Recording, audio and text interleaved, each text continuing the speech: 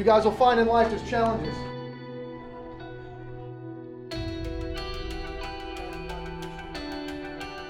And those challenges, those are the things that catapult you to greatness. You've built a great program. It's like I told you last night, there's more to uncover. Focus in! Do it again!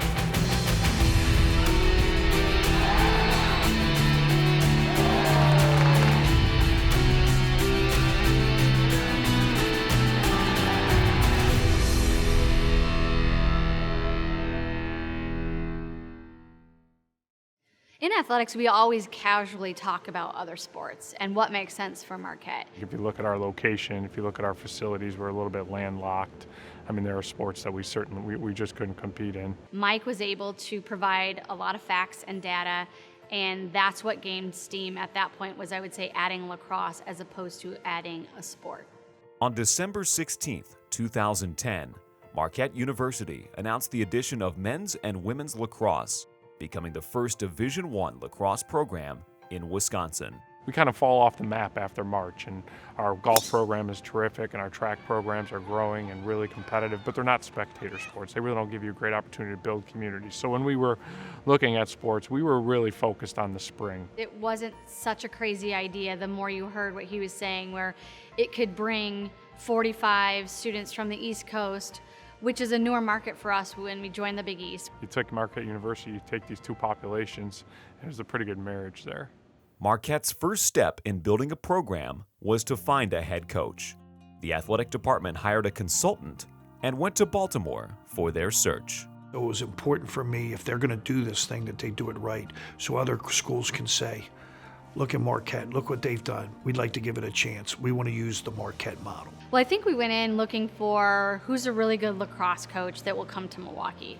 What we left with is, wow, there are a lot of great lacrosse coaches who are willing to come to Milwaukee. Now we need to pick who's the best person, who's the total package. From a lacrosse standpoint, we needed somebody that could teach the game, really teach the game. Mike and Danielle took over the search, and they knew who they wanted from the first interview. As soon as we were done, our consultant said, who's your guy? And I remember saying, Joe Amplo. I remember Coach Cottle gave me a call. He was on the search committee and said that Marquette University was interested in talking to me about the opportunity.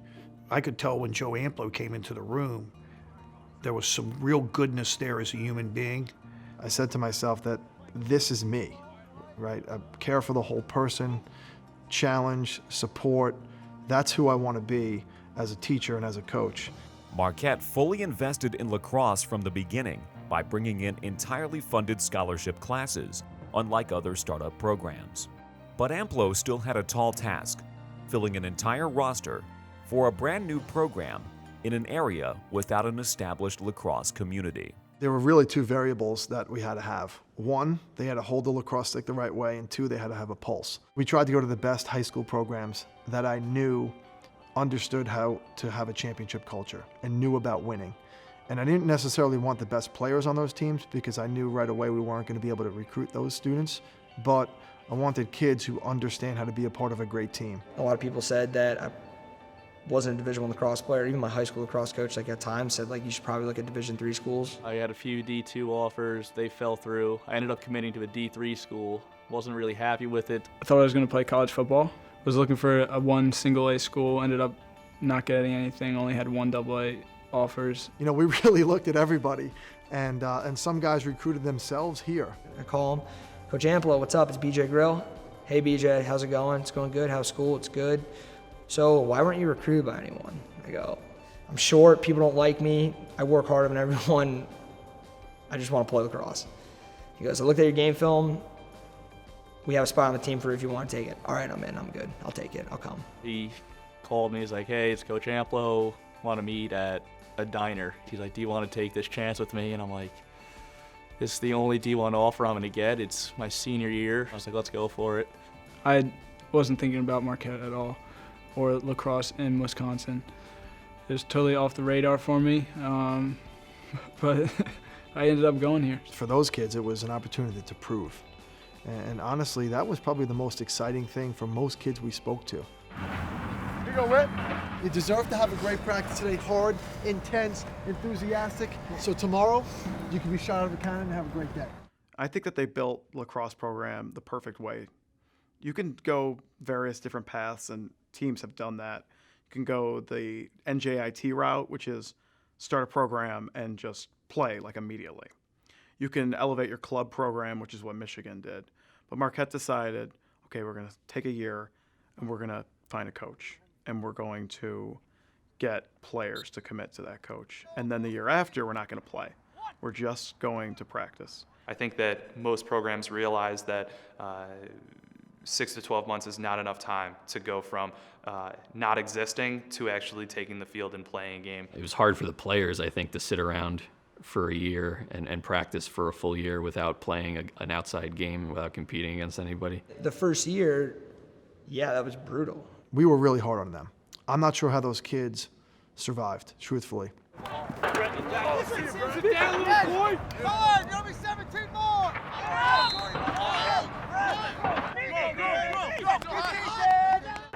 We just went through things that most college teams just don't ever have to go through. After a grueling year of practice, it was time for Marquette to start competitive play. There couldn't be any more excitement for us. It's been about a 14 or 16-month process now, building this team to be ready to compete against another university. And I was just hoping that first year we didn't embarrass ourselves. It was against Ohio State in that locker room, like 10 minutes before the game. That's when it really set in. I get that feeling in the stomach, like nervousness, like excitement, anxiety a little bit. You just kind of want the game to start, get out there. When we played Ohio State in our first contest, after getting walloped in all of our scrimmages prior to that. And it was fun to finally get that game under our belt, say I played a Division I game. And we competed against a better team that day and lost, but then the week later we go and we play Air Force, who's just outside the top 20. I mean, we were a bunch of no-names, and we scrapped it up, and we won a game our way. And I remember that was a really surreal moment, one of those moments where you really can't hear anything and you're just trying to take it all in. I think everyone strove for those moments moving forward. We weren't a very flashy team, but we were willing to put in the work, out hustle guys, run through tough ground balls, make an extra pass, do the little things that some other teams wouldn't necessarily do. We weren't a doormat at all. That was encouraging. I think that kind of set the footsteps going forward.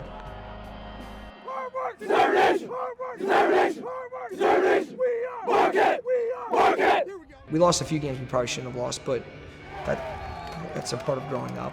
I think those kids started to believe. We beat a couple of really good teams, and we beat teams that we were on par with. We saw that we had the potential to be great. We just had to continue to buy into the process. I think we started to realize this coach we got is pretty special. And our only goal was to get better every day. That's it. Just demand excellence from our students in every aspect and demand that they were better than the day before. Amplo did a great job reminding us that we're not even close to where we want to be. The start of the 2015 season was when I knew that this team was good. Something clicked. They were beating ranked programs now. They beat Hofstra early in the season. That was Joe Amplo's return to Long Island, and that was when I was like, okay, they're a team to watch this season. We got a chance here to compete at a level that is a little bit different than what others' expectations are. Unfortunately, it kind of fell apart at the end, but suddenly they could say, we can do this. Scoring some of those significant wins in 2014 and 2015 helped to build the trajectory that ultimately positioned them for their 2016 season. Come on! Focus in! Do it again! Do it again! Hey, we need to be better tomorrow. Better tomorrow still. Let's go. Marquette on one. Marquette on one. 3, 2, 1. Marquette! I was nervous because there was expectation, and we had pretty much every piece in place. So we wanted to win the Big East title. We had enough of just being another contender on the bubble for NCAAs. I remember talking to Joe Amplo before the season, and when we were doing season preview stuff, and he's talking about how these guys wanted to leave a mark on the program and leave kind of a legacy behind. From the fall, our lock screens all said beat Denver, and that was the goal. we thought we were going to be as good without having to work as hard, and we got punched in the face early by Ohio State. They were in that probably 15 to 30 group ranked, nationally. There's a lot of teams in lacrosse that are kind of the same, that could beat each other on any given day. The Golden Eagles close out the home schedule in style, 5-0 here at Valley Fields this season. Duke was another one where we got killed. And it was a great time to regather ourselves to finish off that season. After losing to Duke, after losing to Notre Dame in overtime, it would have been kind of easy to say, you know what, this isn't the year. And then I can remember when we qualified for the Big East Championship, just the tournament, I was so just satisfied. Like, God, all right, we got another chance to be with this team. We got another chance to compete. First matchup of the day, 2 top 20 teams, Villanova and Marquette. Gave it up McNamara. Beautiful rip last time. Another one, he scores again! A second straight possession. The Marquette Golden Eagles have won in this semifinal. They will play in the Big East final on Saturday.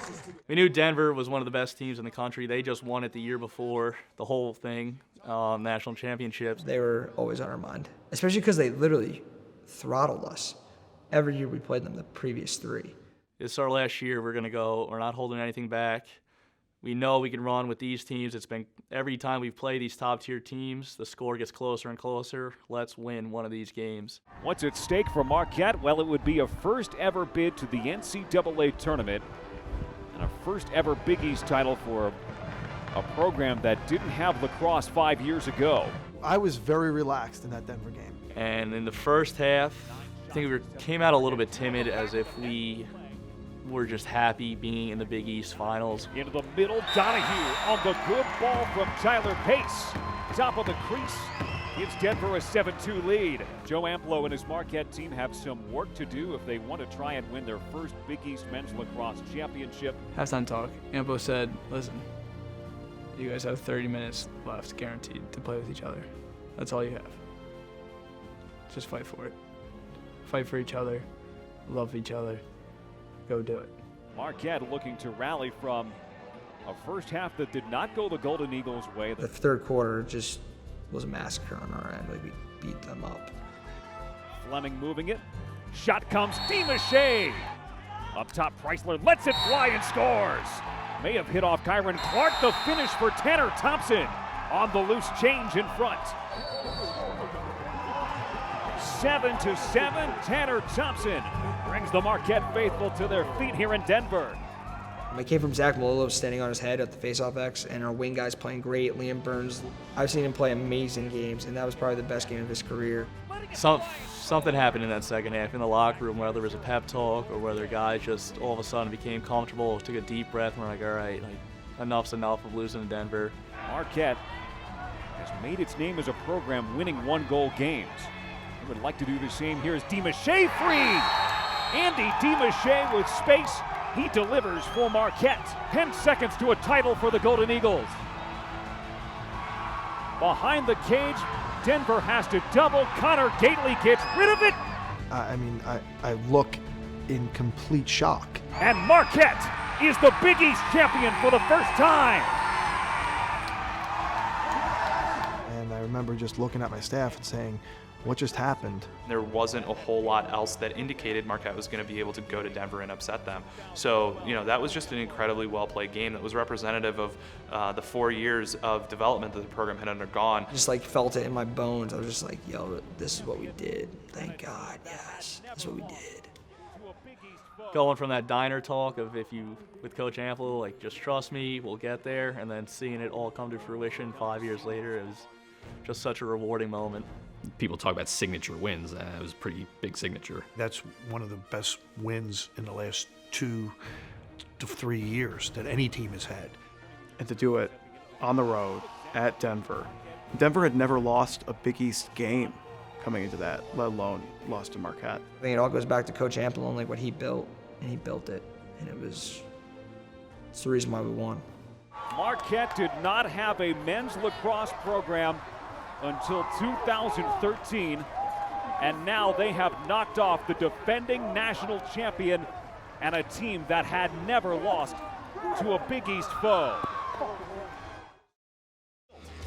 How about this? Marquette, fresh off the upset of Denver, the 6th seed. Marquette from on the bubble to a home game. We were nobodies, and there we are up on the screen, bringing North Carolina to us. We're getting a playoff game in Milwaukee, Wisconsin, when we literally did not have lacrosse here 5 years ago.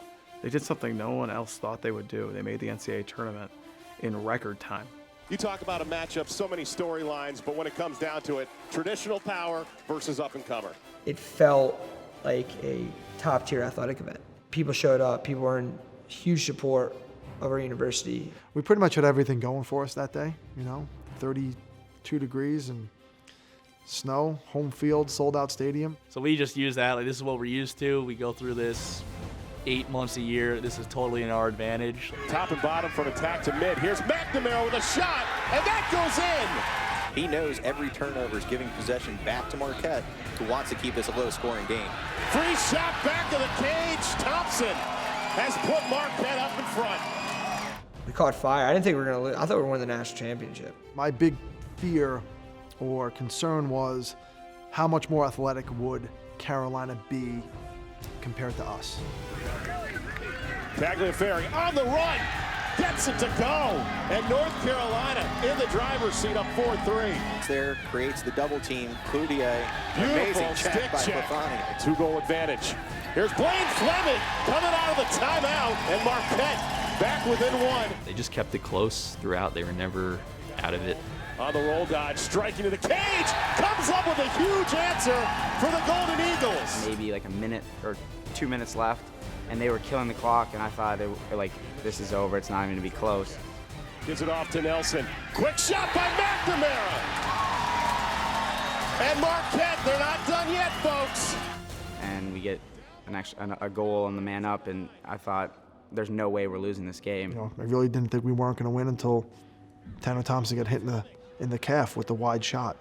It's just the way the ball bounces sometimes. North Carolina comes into hostile territory, and they knock off the Big East champs, the number 6 seed in Marquette. I mean, they lost by 1 goal to the team that went on to win the national championship, a team that has blue chip prospects up and down its roster. I'm not going to let you, and don't let yourselves, judge who you are and who this team is and what you've done for this place based on one result. Nobody on the outside knows what these guys have gone through. Nobody. And that's okay. Because as I told them in the locker room, these guys know. These guys know what it was like to wake up at 5 o'clock in the morning and shovel the field and practice and practice in a hockey rink for the first 6 weeks of the season. And oh, by the way, you're going to win the first 7 games. And travel 11,000 miles on a plane and a bus before you're allowed to play a home game. And realize that no team wants to come here because you guys are starting to build a good program and it's too far to travel. So we're going to go on the road and play everybody. Nobody realizes that. These kids still don't have a locker room to hang their stuff. And not one time has any single one of these men complained. They've just fell deeper in love with the process, with this university and each other, and fought. And they created one of the best teams in the country. And they've left a legacy that it's going to be hard to top. It's going to be hard to top. So to answer your question in short, man, I don't know what they mean to me besides the world. I'm sitting there in the front row, and I thought I was going to cry. This really means something. This is a guy who really cares about his players. You saw that, and you knew this is why people come here. This is why people want to play for Joe Amplo. It came from my heart, and it came from, I remember BJ Grill sitting next to me, and I honestly could have sat there for 2 hours and talked about those kids. Why are you all sad? Like, we did so much. We got so much to be proud of. Like, this isn't over. This culture that we created is going to carry on forever. I fell in love with those guys. I fell in love with them, and that's okay. Everyone loves each other, and we're not afraid to show it. We say that we love boldly, meaning it's okay to look your teammate in the eye and say, I love you, and hey, I'm playing for you. And you know that they're reciprocating. Anthony, you gotta be physical, man. Get your We can't be fooled to think that we have put ourselves on the map. We have established ourselves enough to not worry about the smallest details of the process. We've got a long way to go, though. You know, we're not trying to do it tomorrow or next year or 2 years from now. It's a 50-year proposition, strategic decision we made to get into the sport. Before, they were the Cinderella story. Nobody expected the lacrosse team to win. You know, and now they have a little bit of a target on their back. We want to be a place that young kids, when they grow up in the community here or Minneapolis or Chicago, that they only consider one lacrosse school. We have great talent coming in every single year now. We're becoming a national university for lacrosse. It's only a matter of time until they bring home a national championship. We'll be lucky to win a game.